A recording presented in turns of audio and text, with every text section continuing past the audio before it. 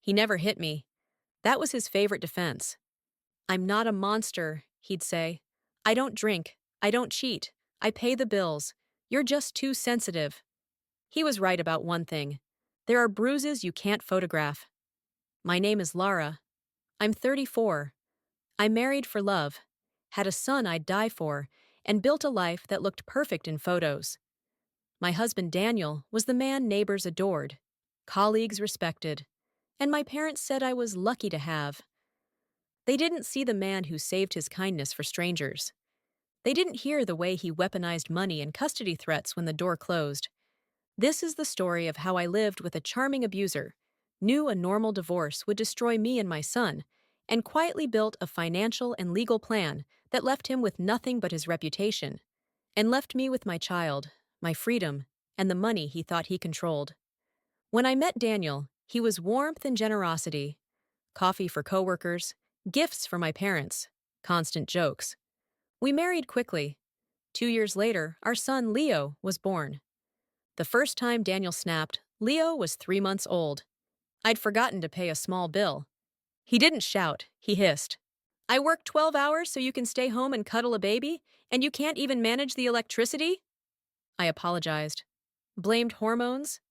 It never went back. Over the years, Daniel built his own courtroom at home. If I questioned a purchase, I was ungrateful. If I asked for help, I was lazy. If I cried, I was crazy.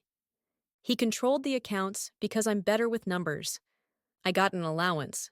For myself. Use your allowance better. In public, he was flawless, volunteering at school, charming teachers, joking about my dramatic wife. When I told my mother he scared me, she said, "He's just stressed." One night, Leo spilled juice on the couch. He was 5. Daniel towered over him. Do you know how much this cost? Your mother doesn't. She doesn't understand money, Leo cried. I stepped between them. It's just a couch, I said. Daniel leaned into my ear. Keep this up, and when we divorce, I'll make sure the court knows you're the hysterical one.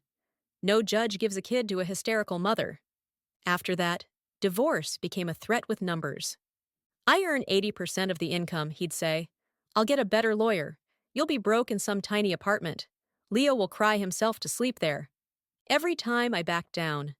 Then one evening, Leo drew a picture. 3 stick figures. Daddy is big and shouting. You are small and crying, he said. That's how it is. I realized staying was already ruining him. If I wanted him to believe love wasn't fear, I had to leave. But not the way Daniel expected.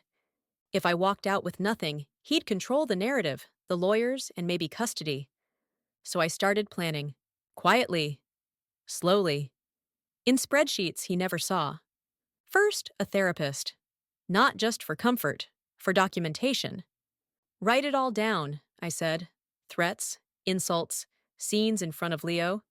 Then a lawyer who specialized in high-conflict divorces. Do you see financial records? She asked.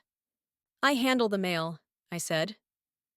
Good enough, she replied. For months, I photographed everything in our mailbox. Pay stubs, bank and credit statements, retirement summaries. When he left his laptop open, I snapped balances. My lawyer built the real picture. 2 checking accounts in his name, 1 joint account, a hidden savings account, a large retirement fund. Legally, half is marital property, she said. He's counting on your ignorance. We opened an account in my name at another bank.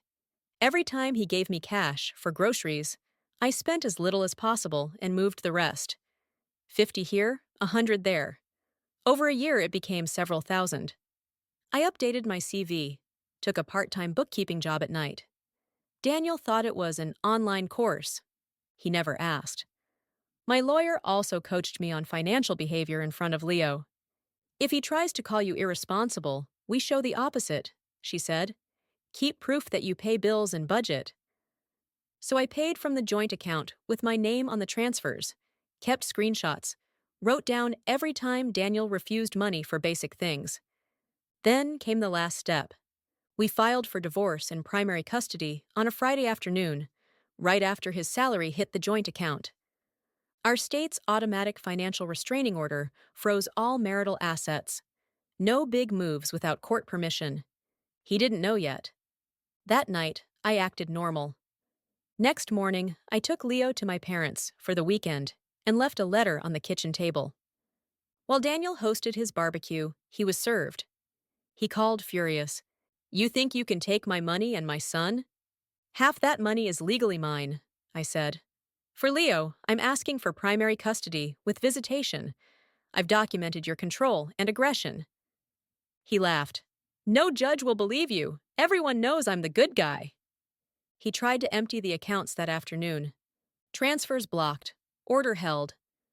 In court, his mask cracked. He interrupted, rolled his eyes, got sarcastic with the judge. My therapist testified about coercive control. My financial records showed who actually paid for Leo's needs and that Daniel had hidden assets.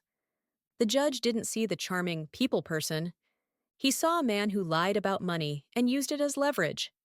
In the end, I got primary custody. Daniel got structured visitation.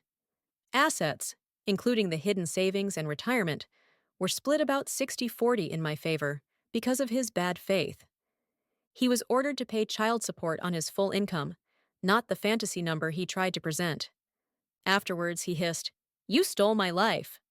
"No," I said. "You tried to steal ours. I just stopped you using your paycheck as a leash." Now Leo and I live in a small flat with secondhand furniture and more peace than I thought possible. I'm not rich, but I have an emergency fund, a budget, and no one screaming over spilled juice. What I learned: abusers love two things: a perfect public image and a partner who doesn't know the numbers. Financial literacy isn't only for investing, it's an escape plan.